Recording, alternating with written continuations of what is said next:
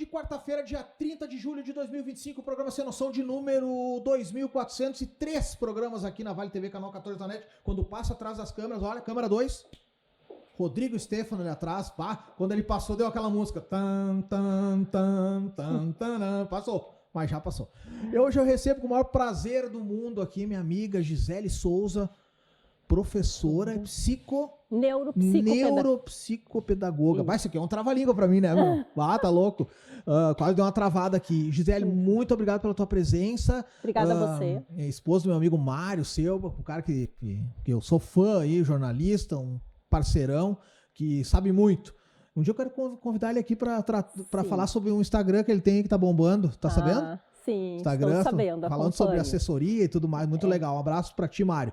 Mas hoje a gente vai falar aqui com a Gisele sobre um assunto que esse programa já conversou bastante, Gisele, que é a saúde mental. Né? Quero te dar as boas-vindas aqui pro programa, primeiramente, dizer que eu tô um tempão já para te convidar para vir e hoje chegou o dia. Obrigado. Então, tá. Boa noite, Pablo. E falar sobre saúde mental é remeter, né, aos meus anos de escola. Eu sou professora há 15 anos e sala de aula mesmo. E fiz depois uma especialização em tecnologias e depois em neuropsicopedagogia, levando em consideração todas essas mudanças que estão acontecendo no mundo da escola, como eu digo. Eu comparo a escola a uma nave espacial, tá? Onde a gente tem muitos planetas e a gravidade desregulada. Sim. Tá? E a gente lida e com a gente muitas... tá ali. Isso. E vagando, né?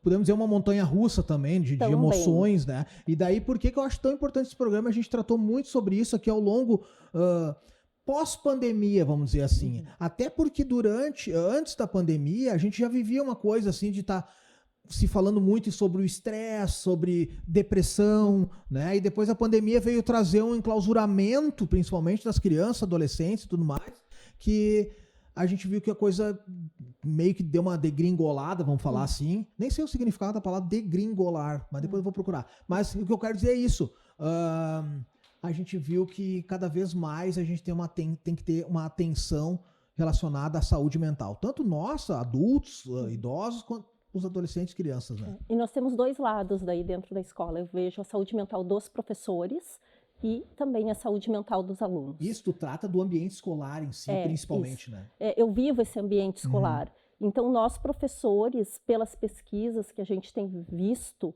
no Rio Grande do Sul, 1/3 dos professores pós-pandemia, segundo dados estatísticos, desenvolveu burnout. Nossa. Ou seja... O que é o burnout? Aquela coisa que tu não consegue, tá mais conseguindo conviver com o teu ambiente de trabalho, né? Isso, exatamente. É ansiedade... não consegue estar naquele ambiente e viver bem dentro daquele ambiente, falando em uma linguagem bem simples, né? Sim, e dá para se entender, né, Gisele? Falando nisso, o Issur, que é o cara que me convidou para fazer esse programa há 15 anos atrás, que hoje quase não consegue mais estar presente aqui, tem um trabalho bacana na Assembleia Legislativa relacionado à saúde mental na escola, e ele falou um negócio que eu acho que desde que ele me falou aquilo ali, eu fiquei pensando, não deve ser fácil. Que é o seguinte, hoje as crianças, os adolescentes, né, eles saem de casa e ficam durante muito tempo em casa com, a gente chama as telas hoje, mas é o celular, o tablet, o YouTube, o TikTok, e chega um momento, hoje ainda mais, não pode mais celular, chega um momento que o professor tem que disputar a atenção do aluno, ele largando isso aqui, que é uma fonte de informação e desinformação ao mesmo tempo, ele chega lá na sala de aula, tem que olhar para um professor, muitas vezes com um giz na mão ainda, né? Não tem a sua lousa ali, né? Digital e tudo mais, mas que disputa desleal, né? Porque é muito difícil tu pegar um carinha ali de 12, 13, 14, 15 anos que tá aqui louco de informação e agilidade e velocidade para parar para aprender um pouco sobre várias coisas, né? É uma disputa que é difícil para o professor isso, né? Bem, e teve um trabalho muito legal, até para trazer dados. Eu trabalho em Campo Bom, na Escola Municipal de Ensino Fundamental Rui Barbosa, com alunos de até 9º ano. E teve uma colega, Rebeca Cavalcante Lopes, que ela fez um trabalho com os alunos do 8º ano, e daí teve resultados de pesquisa de um trabalho para a Feira de Ciências, e até eles ficaram em primeiro lugar, cuidando de quem cuida de nós, sobre a saúde mental dos professores. E dados agora, bem atuais, porque os alunos do 8º ano aplicaram uma pesquisa com os professores de Campo Bom, só para a gente ter que é dado agora de junho, julho, que 99% dos professores têm realmente crises de ansiedade e estão vivendo alguma situação que prejudica a sua saúde mental. E hoje eu vejo que hoje é muito mais difícil, né, Gisele? Tu que vive o ambiente escolar, lidar também com os pais dos alunos, Sim. né? Que tem uma cobrança, às vezes, fora de um contexto, uma superproteção, uma coisa que antigamente, não quero me ter aqueles papos de velho aqui, né? Antigamente o pai confiava plenamente no professor e naquela rigidez do professor, né? Hoje em dia, muitos professores têm que cuidar, não sei se estou me expressando bem, o jeito ou a forma de tratar com seus alunos para isso não se reverter contra tratou meu filho assim ou fez assado. Muito né? cuidado. Essa pesquisa também, que essa colega aplicou, só para trazer um dado bem interessante, 80% dos professores que responderam a pesquisa lá em Campo Bom já sofreram agressões verbais de alunos ou da família. Eu vou contar, eu não posso falar quem é a pessoa que me contou isso, mas uma pessoa bem próxima a mim, professor, disse que uma situação, uma questão, um aluno ou dois ali fizeram alguma coisa na sala de aula e resultou no que tiveram que chamar os pais, né? Porque foi uma coisa um pouco mais séria, assim e tal. E um dos dois admitiu a culpa. O fulano aqui não fui eu, né? Então chamaram o pai desse que admitiu, né? E o pai na frente dos diretores, escola, professor e tudo mais, a pessoa lá da responsável no meu tempo era o SOI. Foi lá pro SOI. Ó, o João tá ali atrás das câmeras, meu amigo João Pereira, o Jim, tá ali, deu uma risada agora. Cara, não sei por que ele riu quando eu falei do SOI. Mas tava lá na frente do SOI, não sei se hoje é SOI o nome, mas enfim. Sim, e a pessoa falou pro pai, né, olha, o fulano assim, assim, assado. Ele falou que foi ele e tal. E disse que o pai cutucou, disse, por que tu falou que foi tu? Diz que aquilo lhe chocou, cara, porque, meu Deus, e os valores, né? Um pai chegar num ponto desse, né, de ensinar ou querer passar pro filho que ele não deveria ter dito que ele fez alguma coisa de errado, né? Então, enfim, tá muito difícil, né, Gisele, de lidar hoje em dia. Mas também do outro lado, falando, a gente tem todo esse contexto dos professores que tem que buscar apoio, né? Que precisam ter uma rede de apoio, mas a gente tem o lado também das famílias e dos alunos, e a gente tem também, em termos de saúde mental, tem que pensar desse outro lado. E a gente vê um aumento dos casos de espectro, né? Do autismo, né? A gente vê o aumento dos casos... As síndromes, né? Das síndromes, ali, né? Isso. E então, tudo isso faz com que o professor tenha que ter uma outra forma de lidar em sala de aula. A gente tem 30 alunos numa sala de aula... Já é difícil, né? Isso, 30. Mas 27 alunos típicos e 27 atípicos. Ou seja, o que quer dizer atípicos? Atípicos que têm uma outra... apresentam um transtorno ou transtorno TDAH. Mais variados níveis ali, ao grau, né, que a gente fala hoje, né? Isso, transtornos de déficit de atenção e hiperatividade, que hoje está muito comum. Então, como lidar com isso? Eu sempre digo, a gente tem que preparar um plano de aula para atender os alunos típicos, né? E preparar um plano para atender isso. E na maioria das vezes, 99% das escolas não tem pessoas preparadas para dar aquela atenção que o aluno, que é o aluno atípico, né, merece, né?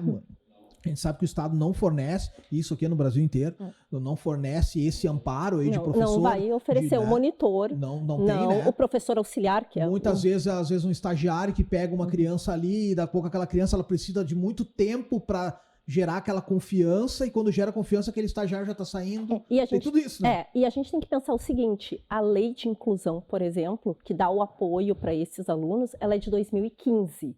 Então, se a gente for pensar, nós estamos em 2025. E a gente sabe o quanto no nosso país isso é lento. Para pensar, né? Olha, 2015 é muito pouco tempo, né? Para que tudo ande como, sabe? E agora tem vários projetos de lei, por exemplo, TDAH, que é algo assim que está eclodindo, como eu digo, tá... Todo mundo tem TDAH, né? Todo mundo tem. Tu abre um rios ali e tem TDAH. Esses dias, cara, eu me levantei da cama, frio. Eu cheguei no meio do corredor assim, por que eu me levantei, cara? Mas depois eu me lembrei que eu ia tomar água. Tô brincando, não fiz isso aí, capaz. Mas daí é loucura, o cara levantar no frio e não lembrar por quê, né? Não tô brincando, mas é só pra descontrair, porque é o seguinte, os guris estão me mandando um recado aqui, que a gente precisa ir pro intervalo, né? A gente precisa ir pro intervalo e na volta a gente vai falar um pouco mais sobre esse assunto que é tão sério, só dei uma descontraída aqui, com todo respeito. E a gente tá falando com a Gisele Souza aqui, uma perita no assunto, e ela vai vir mais seguida aqui no programa, hein? Já avisei. Valeu? Enquanto isso, tu vai avisando teus amigos que curtem esse assunto, que ou a pouco tu quer dar um toque, presta atenção no que eles estão falando. Então a gente já volta.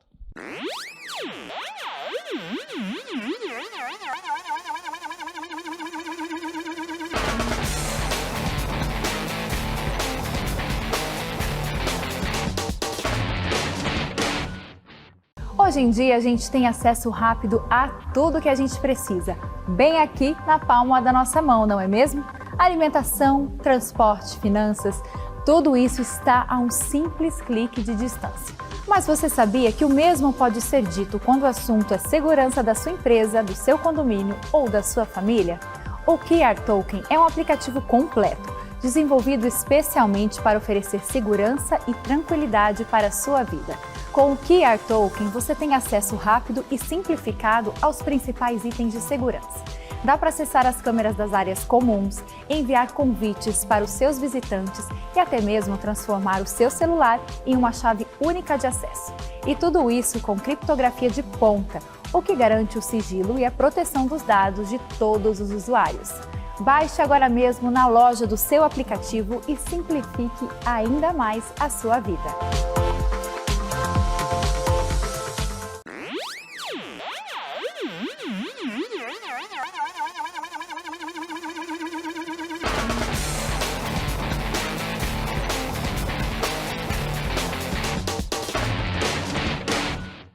É isso aí, programação Noção de volta. Quem chegou agora, eu tô aqui com a Gisele, câmera 2, ô Natan, obrigado, com a Gisele Souza, a nossa professora e neuropsicopedagoga. Isso.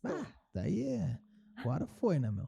É que é difícil falar isso ali pra mim, é um trava-língua. Trava-língua. Gisele Souza, professora e neuropsicopedagoga. Cara, a gente falou no primeiro bloco sobre um assunto muito importante, que a gente chegou agora, a gente tá falando mesmo, sobre a saúde mental, principalmente saúde mental na escola, desde lá da tia da merenda, professor, direção, quadro da limpeza, os alunos e até mesmo os pais, né? Que a gente tava falando no primeiro bloco. Mas vamos falar de coisa boa agora. Não é a TechPix nem como é que é a iogurteira da Top Term. Tô brincando. Vamos falar de coisa boa. Experiências que tu teve, assim, relacionadas à saúde mental, assim, dentro do teu ambiente de trabalho, assim, o que a gente tem de perspectiva positiva aí pela frente? Não, eu acho que todo o trabalho do professor dentro da sala de aula, ele vai para buscar a melhora do ambiente, né? E a gente vê muitas ações. Por exemplo, esse projeto que eu citei da minha colega, ele buscou criar uma atmosfera de intervenção, de bilhetinhos. Ele trouxe muitas coisas boas. Uma interação ali. Interação. Ele mexeu com a escola, porque os alunos começaram a mandar bilhetinhos, tinha toda uma... Então, isso, no momento que os alunos, por exemplo, fazem projetos com os seus professores, de escrever cartas para os seus professores, de escrever cartas para os seus colegas, isso acontece muito com muitos lembrando professores. Que a gente está falando de problemas que existem em quase todas as escolas, mas quase todas as escolas, praticamente todas as escolas, estão preocupadas com isso e estão trabalhando isso, né? Com seus alunos, quadro diretivo, quadro escolar, enfim, né? Então, a gente não tá fazendo terra arrasada sobre esse assunto, só um assunto que a gente tem que ter bastante atenção, né? E fazer conversas em sala de aula, fazer dinâmicas, né? Que possam surtir um pouquinho de efeito no sentido de mexer, né? Sem causar também muitos dramas, né? No sentido de melhorar. E eu acho que os professores, eles estão buscando isso. Por exemplo, eu sou professora de língua portuguesa, então eu tento a todo momento fazer produções, né, que desencadeiem no aluno algo melhor, que eles possam se sentir úteis e vivendo novas coisas. Eu acho que é isso que a gente tem que buscar.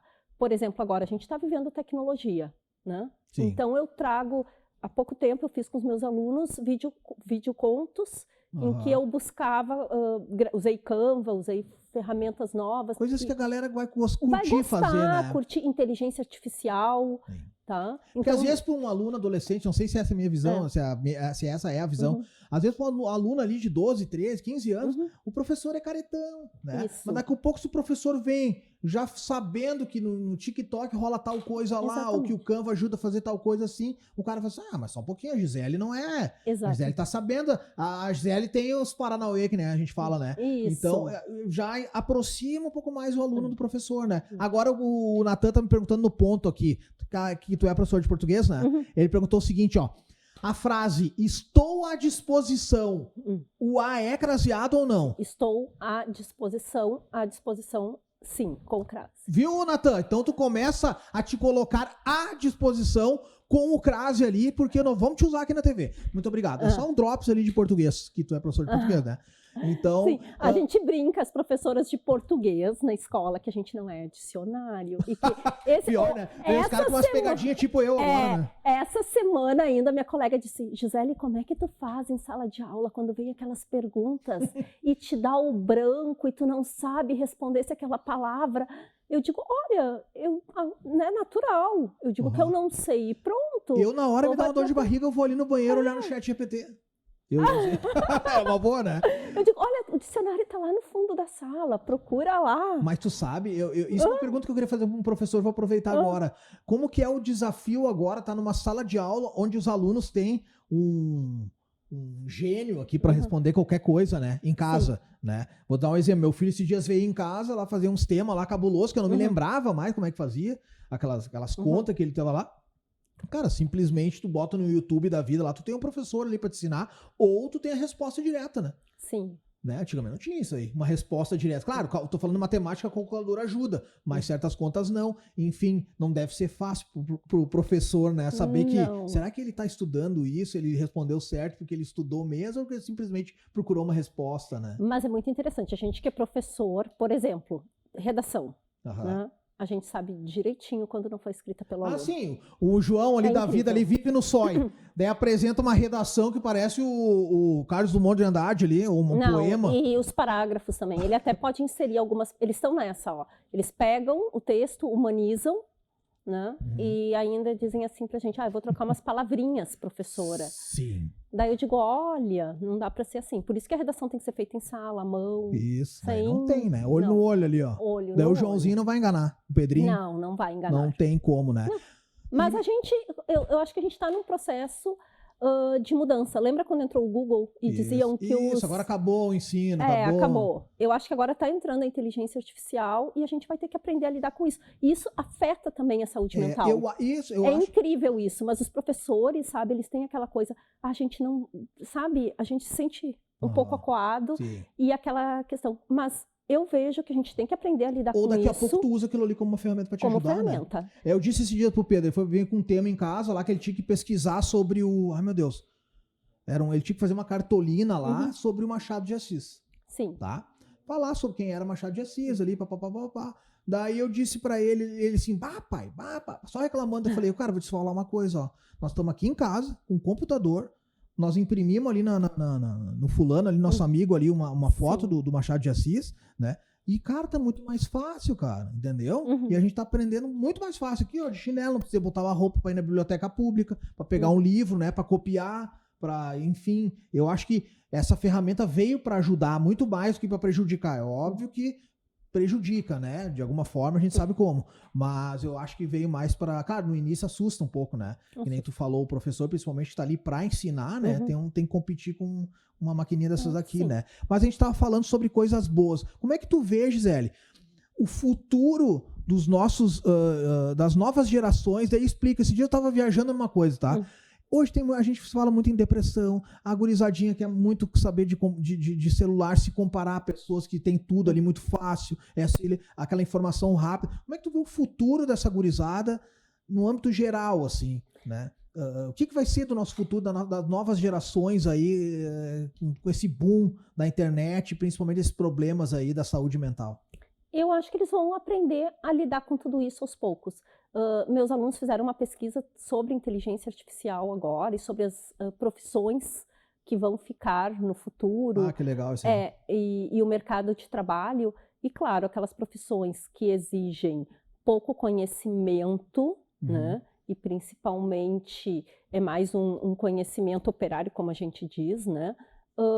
Vão acabar caindo, vão ser robotizadas. Mas ao mesmo tempo eu fiz uma reflexão, e não é discordante de ti, eu concordo com isso que tu falou, mas eu fiz uma reflexão. Esse tempo eu passei por uma reforma lá na minha casa, que eu tive que fazer meio que de emergência, e simplesmente a mão de obra, eu vou falar literalmente, a mão de obra de um azulejista, de um pedreiro, de um cara bom, ela nunca esteve tão valorizada como ela está hoje. Porque não vai ter uma máquina, cara, pra botar o azulejo na minha casa, subir 3 andares de escada com um azulejo, colocar bonitinho lá. Não custou barato pra fazer. e ficou muito bom, tal, mas hoje não se tem mais essa mão de obra. Então eu acredito que a mão de obra vai ser bom, porque a mão de obra mesmo, a mão de obra vai ser valorizada. É aquela super especializada. Isso, vai ser valorizada, assim como o ensino técnico, quase que a gente não tem, né, Gisele? Hoje eu participei de uma reunião que se diz assim, cara, a gente não tem mais técnico. Hoje as escolas técnicas, isso aqui, tu pode perguntar no ChatGPT hoje, as escolas técnicas têm 500 alunos, os 500 formatam no mercado de trabalho. Sim. Automaticamente, cara. Qualquer técnico de qualquer setor, ele está empregado hoje.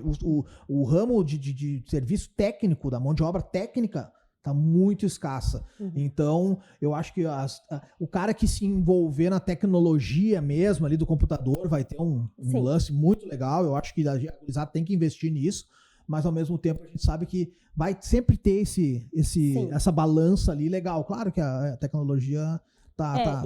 E a questão, em todos os setores, medicina, eles fizeram pesquisa, advogados, todos vão ter, né, o uso da tecnologia em alto grau, assim. Sim. Quer dizer, é uma coisa que as pessoas vão ter, como a gente falou, o professor tem que se adaptar e as outras profissões têm que se adaptar. E eu acho que os nossos jovens vão aos poucos se adaptando e pensando com outra cabeça. Eu vi ontem um médico falando no YouTube que ele fez uma cirurgia num paciente, né? Um hospital bem renomado lá em São Paulo, só vai os artistas lá e gente, tipo, sei lá, é um hospital top lá. E o cara disse, cara, hoje eu fiz uma cirurgia num paciente muito querido que eu só acompanhei a cirurgia. Porque ela é feita por um robô. Sim.